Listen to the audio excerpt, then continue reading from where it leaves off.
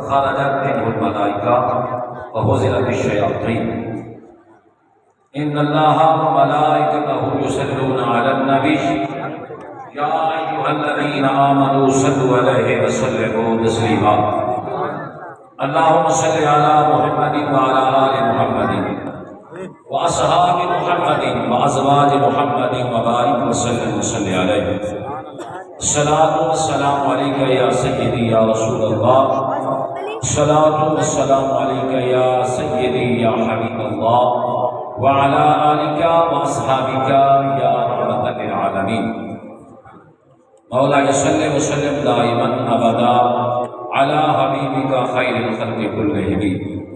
محترم حاضرین اور ناظرین کرام، سب سے پہلے میں مبارکباد دیتا ہوں جنہوں نے ماہ رمضان میں یکم سے لے کر 27 رمضان تک آپ کو قرآن مجید برہان رشید سنایا، اور پھر جنہوں نے سنا ان کو بھی مبارک میں پیش کرتا ہوں، اور دعا کرتے ہیں کہ اللہ تعالیٰ پڑھنے والے اور سننے والے سب کی اللہ عمر دراز فرمائے، اور جو قرآن کی برکتیں، جو سعادتیں، جو رحمتیں ہیں، اللہ پڑھنے والوں کو بھی سننے والوں کو بھی عطا فرمائے۔ محترم حضرات، مفتی محمد اجمل چشتی صاحب نے حکم دیا کہ حاضری دینی ہے، وقت بھی مختصر ہے اور میرے پاس بھی وقت نہیں تھا۔ ابھی میں نے تقریب ختم کی ہے تو فون چل رہا ہے، جلدی ہے، تو وہاں سیدھا آیا، لیکن ابھی آنا تھا، میں کہیں اور جاؤں۔ بہرحال ان کی محبت ہے، ان کا پیار ہے کہ انہوں نے ہمیں یاد کیا، ہم بھی آ گئے ہیں۔ تو وقت مختصر ہے، لیکن دعا ہے کہ اللہ تعالیٰ ہمیں آج کی جو رات ہے نا، کون سی رات ہے والا؟ تھوڑے سے بندے بولے، 27 کی رات ہے، اور 27 شب قدر کی رات ہے۔ تو ہم دعا کر رہے ہیں کہ اللہ جو شب قدر میں برکتیں ہیں، سعادتیں ہیں، رحمتیں ہیں، اللہ ہم سب کو عطا فرما دے۔ اے اللہ اس رات کی برکت سے اللہ ہمیں کوئی بیمار بیٹھے تو صحت عطا فرما دے، مجھے کہہ دے آمین۔ کوئی غمزدہ بیٹھے اس کا غم دور فرما دے، اللہ جو بے اولاد بیٹھا ہے اس کی گوہر موراد پوری فرما دے، ایک سال اولاد کا فرما دے، جو بزرگ بیٹھے ہیں ان کی بزرگی میں برکت عطا فرما دے، جو جوان بیٹھے ہیں ان کی جوانی میں برکت عطا فرما دے۔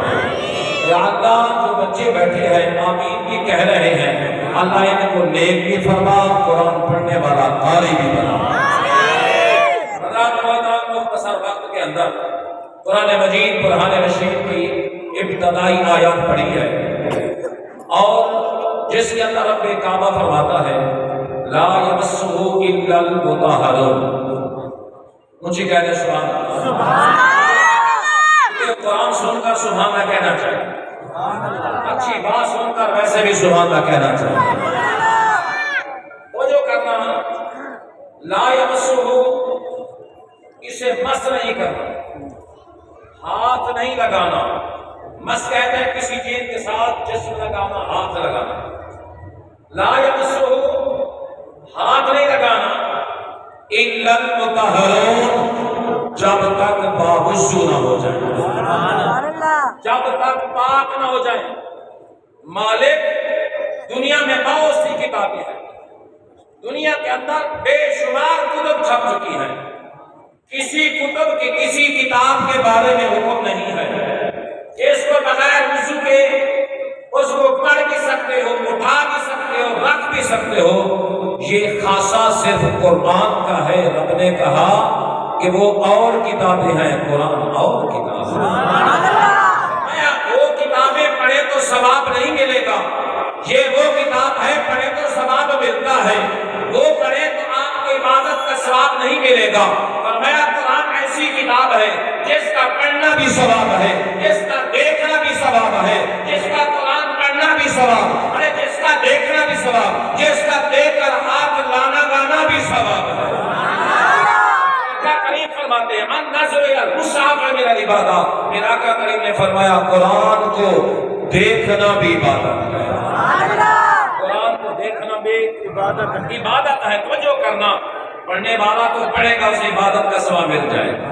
جس نے قرآن پڑھا ہے، جو پڑھا ہوا ہے، حافظ ہے، ناظر ہے، وہ قرآن پڑھ رہا ہے، وہ تو سعادت مل رہی ہے، اسے برکتیں مل رہی ہیں۔ لیکن میرے نبی کی نگاہ ان تک بھی تھی جو قرآن کسی وجہ سے، مجبوری کی وجہ سے نہ پڑھ سکیں گے، تو رب کے محبوب کی نگاہ اپنے ان گنگناہ گاروں پر بھی تھی جو قرآن کے اس نعمت سے معروف نہ ہو جائے۔ وہ کہیں گے ہم کیسے ہاتھ لگائے، ہم قرآن کو کیسے دیکھیں، ہم نے تو قرآن پڑھا نہیں ہے، ہم نے قرآن یاد نہیں کیا، ارے ہم کیسے پڑھیں۔ میرے نبی نے ان کے بارے میں فرمایا قرآن نہیں پڑھ سے کیا ہو گیا، لیکن فرمایا قرآن کو دیکھ سکتے ہو لوگ۔ نظر الی المصحف من العبادت ہے، فرمایا خالی قرآن کو دیکھو، دیکھنا بھی عبادت ہے۔ دیکھنا بھی عبادت ہے، قرآن کا پڑھنا بھی عبادت ہے۔ مجھے توجہ سے سنیے اور کہہ دیجئے قرآن کتنا اعلیٰ ہے، تو توجہ کرنا، جب قرآن اتنی عظمت والی ہے، قرآن اتنی شان والی کتاب ہے، تو جو قرآن کے ساتھ قرآن یاری لگائے گا، قرآن پڑھنے والا، پھر وہ کتنا مقام والا بن جائے گا۔ اس لیے قرآن کہتا ہے میں بھی عظمت والا، جو مجھے پڑھے گا وہ بھی عظمت والا بن جائے گا۔ کہیں گے یہ کیسے ہو سکتا ہے، عظمت والا کیسے بن جائے گا؟ میں کہتا ہوں، آپ سے پوچھتا ہوں، ایک ایسا بچہ ہے جو غریب کے گھر میں پیدا ہوا، باپ نے اسے محنت مزدوری کر کے اسے پڑھایا، وہ قرآن پڑھ گیا۔ توجہ تو کرنا، باپ جو ہے وہ غریب آدمی ہے، اور قوم کسی سے بھی تعلق رکھتا ہے، لیکن ہے غریب، اتنی قوت نہیں ہے، اتنی طاقت نہیں ہے، لیکن بیٹے کو اس نے مزدوری کر کے قرآن پڑھایا، حدیث کا حافظ بنایا، قرآن کا عالم بنایا۔ جب وہ پڑھ گیا تو توجہ کرنا، جب وقت نماز آیا توجہ کرنا، وہ ماں پیچھے کھڑا ہے، وزیر پیچھے کھڑا ہے، مشیر پیچھے کھڑا ہے، اور وزیر اعظم پیچھے کھڑا ہے، وہ قرآن پڑھنے والا آگے کھڑا ہے۔ عزت کس نے دی ہے؟ قرآن نے عزت عطا فرما دی ہے۔ عزت تو پھر قرآن سے یاری لگاؤ۔ وہ پڑھنے والے تو اور بھی بیٹھے ہوں گے نا، لیکن قرآن کہتا ہے جس طرح میں ہوں نا، میرے ساتھ جوڑ کے دیکھ تو صحیح ذرا، میرے ساتھ تعلق جوڑ کے دیکھ تو صحیح، پھر دیکھنا مصلی پہ تجھے کھڑا نہ کرو تو مجھے بھی قرآن نہ کہنا۔ وہ قرآن عظمت والا جو قرآن پڑھتا ہے، اللہ اسے عظمت والا بنا دیتا ہے۔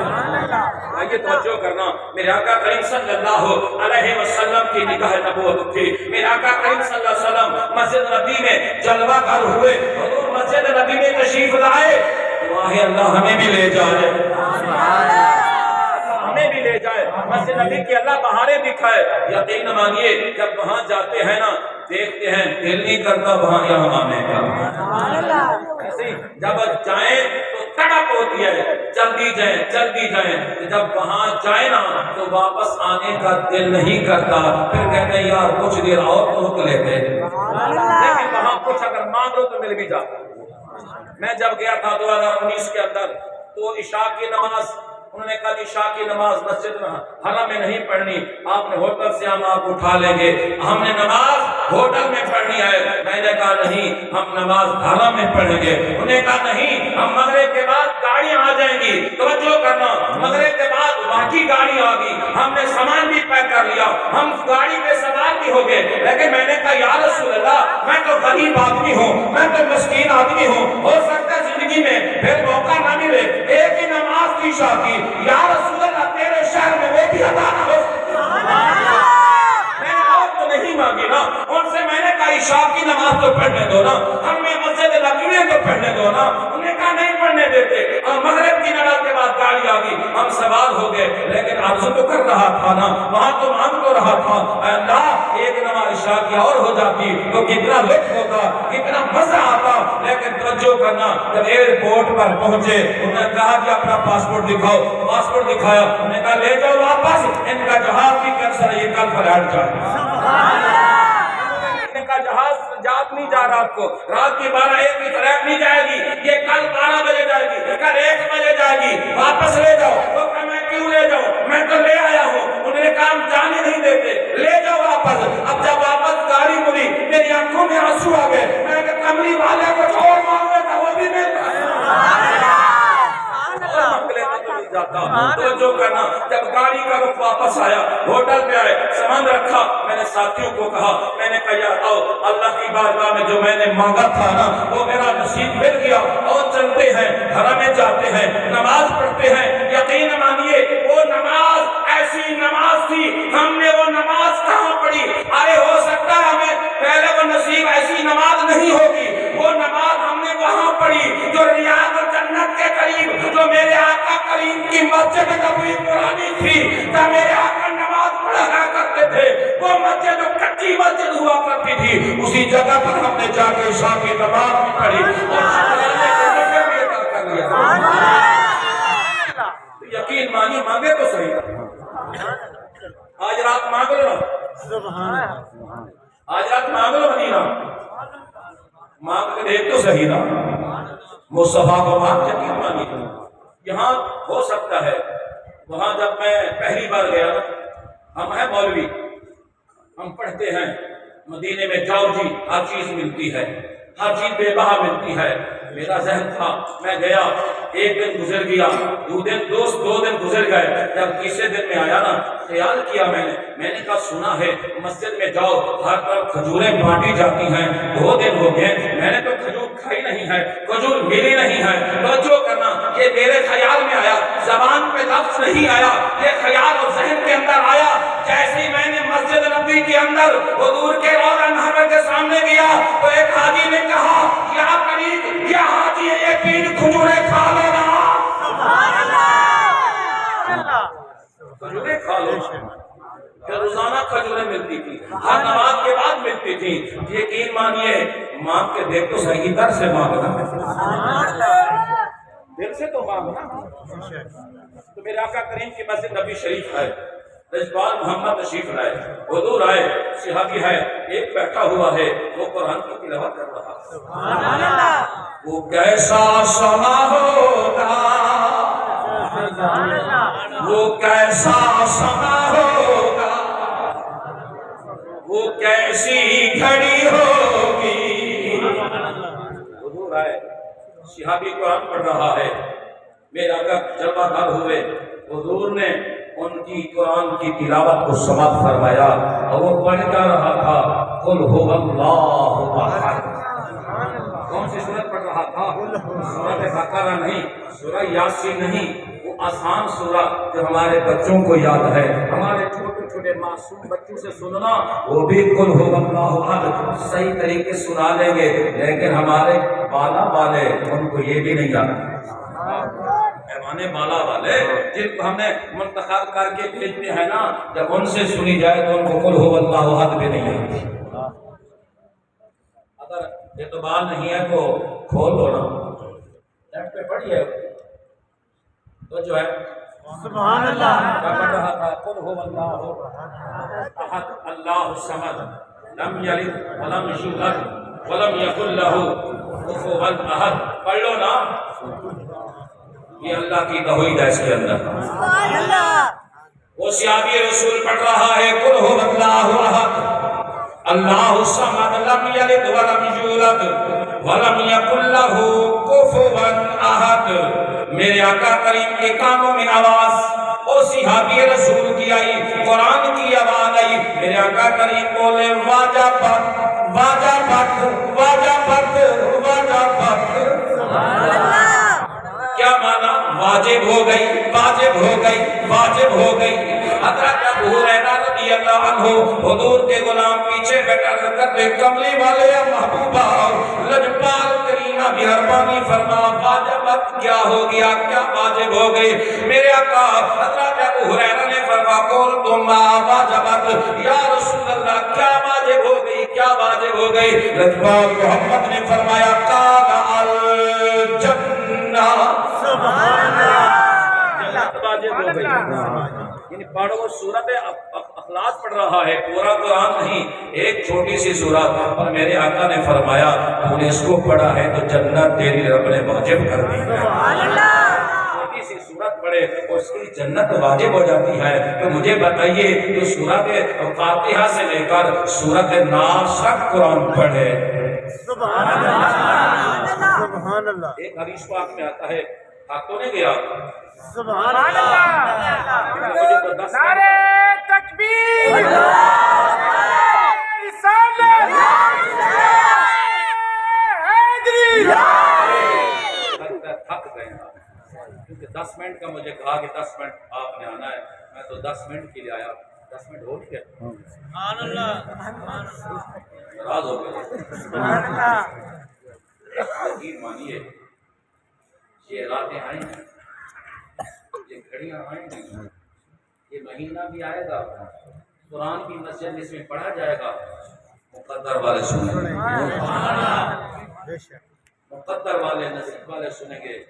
پہلی بار حاضری ہوئی ہے تو میں جانتا نہیں ہوں، لیکن اتنا تو جانتا ہوں نا، جب سے مسجد بنی ہے ایسے مسجد کے نمازی بھی ہوں گے جو 5 وقت آتے ہوں گے، اشراق بھی پڑھتے ہوں گے، تہجد بھی پڑھتے ہوں گے، آج نہیں بیٹھے ہوں گے۔ آج وہ مسجد موجود ہے، قرآن پڑھنے والے بھی موجود ہیں، تراویح بھی پڑھی، رمضان کے روزے بھی رکھے، یہ بھی آیا، لیکن وہ آج ہمارے پاس وقت نہیں ہے، ہمارے پاس وقت نہیں ہے۔ کس لیے؟ نیکی کے لیے، باقی کے لیے وقت ہے، باقی وقت ہے ہمارے لیے، ہمارے پاس صرف نیکی کے لیے وقت نہیں ہے، کسی کی بات سننے کے لیے وقت نہیں ہے۔ مجھے بتائیے پوری محفل سے کوئی بتا دے کہ میں کون سا ایسا غلط کام ہو رہا ہے؟ ذکر ہو رہا ہے، حضور کا فرمان سنایا جا رہا ہے، مصطفیٰ کریم کا ذکر ہو رہا ہے، رب کا ذکر ہو رہا ہے، قرآن کا ذکر ہو رہا ہے، تو پھر نیکی جاری ہے۔ سبحان اللہ۔ کرام الکاتبین لکھ رہے ہیں نا، تو پھر ہم نیکیاں لکھوائیں نا، نیکیاں لکھنی چاہیے نا، ہونی چاہیے۔ یہاں تو نہیں، وہاں تو ایک ایک نیکی کے لیے درسیں گے۔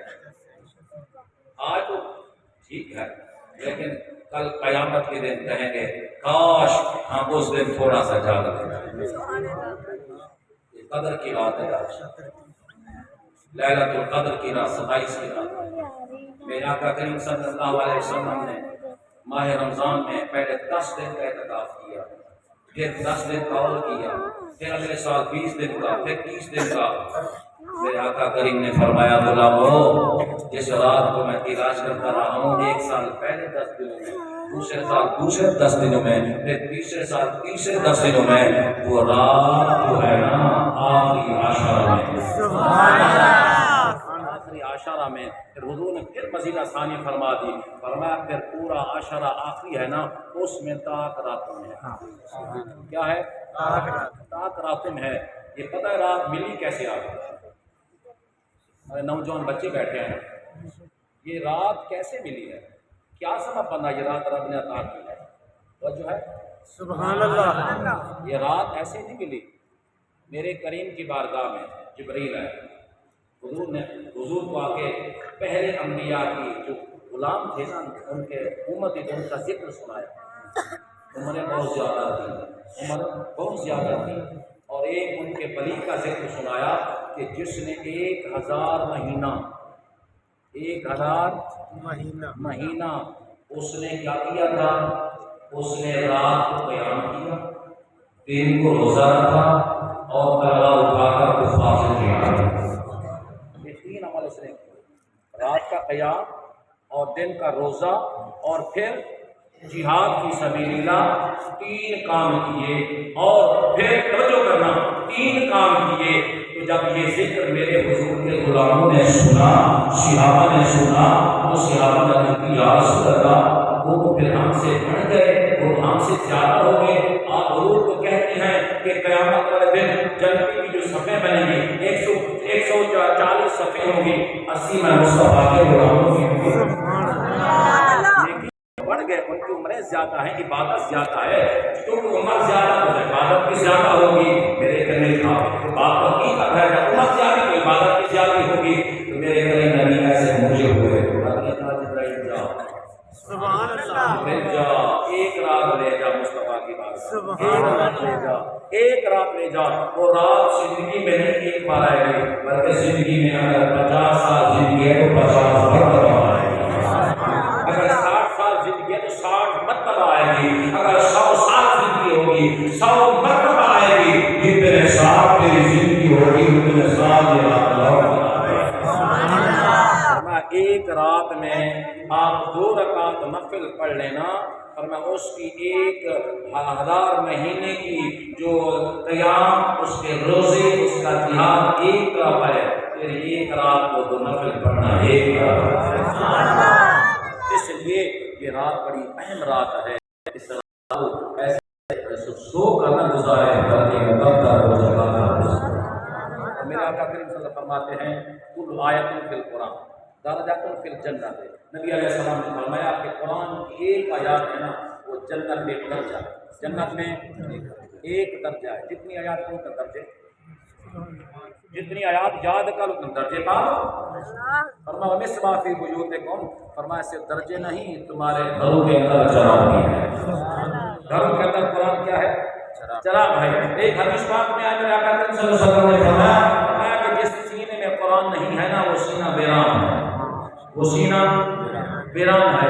اور فرمایا جس گھر میں قرآن نہیں، قبرستان، جس گھر میں قرآن یہ نہیں جو رکھا ہوا نہیں، قرآن پڑھنے والا کوئی نہیں، قرآن تلاوت کرنے والا کوئی نہیں، رکھنے سے کوئی فائدہ نہیں ہے، قرآن پڑھنے سے فائدہ ہے، قرآن عمل کرنے سے۔ ہم نے قرآن لے کے رکھ لیتے ہیں، ہر چیز روزانہ صاف ہوتی ہے، صرف قرآن ہے جس کو صفائی نہیں۔ حقیقت میرے آقا صلی اللہ علیہ وسلم فرماتے ہیں جس گھر میں قرآن پڑھا جائے اس گھر میں رحمتیں آتے ہیں، فرشتے آتے ہیں۔ اور توجہ کرنا، ایک حدیث پاک ہے میرے آقا کریم فرماتے ہیں ان البیت الذی لا یذکر فیہ کتاب اللہ عز وجل وتعالی وکل خیر وخرجت منہ الملائکۃ وحضرت الشیاطین۔ نبی علیہ السلام فرماتے ہیں جس گھر کے اندر قرآن کی تلاوت نہ کی جائے، قرآن کی تلاوت نہ کی جائے، نہ پڑھا جائے، نقصان کیا ہے؟ نقصان بتا رہا ہوں۔ قرآن پڑھو فائدہ کیا ہے، نہ پڑھو تو نقصان کیا ہے۔ حضور نے دونوں کھول کر بتا دیا، پڑھو گے تو فائدہ یہ ملے گا، نہ پڑھو تو نقصان یہ ہوگا۔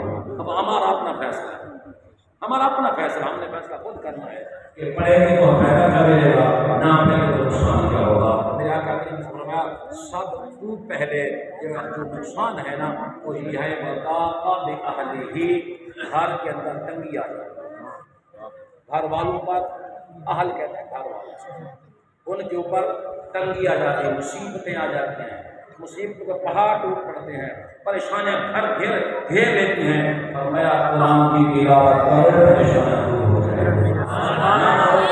مصیبتیں سب سے پہلے مصیبت گھر کے اندر یہ ہے کہ وَضَاقَ بِأَهْلِهِ، گھر والوں پر تنگی آ جائے گی۔ فرمایا وَقَلَّ خَيْرَهُ، اور دوسری مصیبت یہ ہے کہ اس گھر سے خیر اٹھا لی جائے گی، اس گھر سے خیر اٹھا لی جائے گی۔ فرمایا وَخَرَجَتْ مِنْهُ الْمَلَائِکَةُ، اللہ فرمائے گا فرشتوں یہ گھر چھوڑ دو، جو رحمت کے فرشتے یہ گھر چھوڑ دو۔ وَحُضِرَتِ الشَّيَاطِینُ، فرمایا شیطان تم اس گھر میں داخل ہو جاؤ۔ اب آپ دیکھیں قرآن پڑھیں گے تو نور ہوگا، چراغ ہوگا، اگر نہیں پڑھیں گے تو پھر کیا ہوگا، گھر کے اندر تنگی آئے گی، پریشانیاں آئیں گی، مصیبتیں آئیں گی، کیونکہ مصیبت آئے گی قرآن کو نہیں پڑھا جا رہا، پھر جو رحمت والے فرشتے ہیں وہ بھی چلے جاتے ہیں، جو خیر و برکت ہے وہ بھی اٹھ جاتی ہے، تو پھر آخر شیطان رہ جاتا ہے، وہ میرا جما لیتا ہے۔ تو آپ اندازہ کر لیجیے قرآن پڑھیں گے تو کتنے فائدے ہیں، کتنے نقصان۔ سبحان اللہ، اللہ نے قرآن پڑھنے کی توفیق عطا فرمائے، ہمارے بچوں کو ہمارے گھروں میں قرآن کی تلاوت کیا کریں۔ اور صحابی رسول حضور صلی اللہ علیہ وسلم نے فرمایا، سیدنا فاروق اعظم فرماتے ہیں کہ جس نے، حضور نے فرمایا جس نے 10 بار سورۃ اخلاص پڑھی اس میں جنت میں داخلہ ہو جائے گا۔ نعرہ تکبیر، نعرہ خلافت، نعرہ حیدری۔ جاوید انصاری صاحب السلام علیکم۔ ہماری ہر محفل میں بلا ہوا ہونے ایسے چاہیے، جو محفل میں بلا ہوا آ جائے کچھ تو لیں، ہمارے پاس آئیں گے تو ہمارے مسائل سنیں گے، تو دعا ہے اللہ کو مزید کامیاب کرے۔ کوشش تو کر رہے ہیں عمران صاحب، کوشش تو کر رہے ہیں نا، لیکن دیکھو بہرحال بہتری کی دعا کرنی چاہیے. ہم یہ کرتے ہیں جو اللہ ملک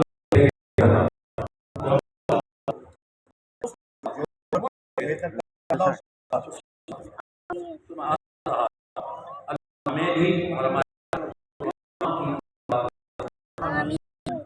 فرمایا جس نے 20 مرتبہ سورۃ اخلاص شریف پڑھی نا، 20 مرتبہ 10 مرتبہ، اللہ اسے ایک محل جنت میں دے گا. سبحان اللہ. کیا کرے گا؟ سبحان اللہ. ایک محل جنت میں دے گا. جو 20 مرتبہ پڑھے گا اسے 2 محل جنت میں دے گا.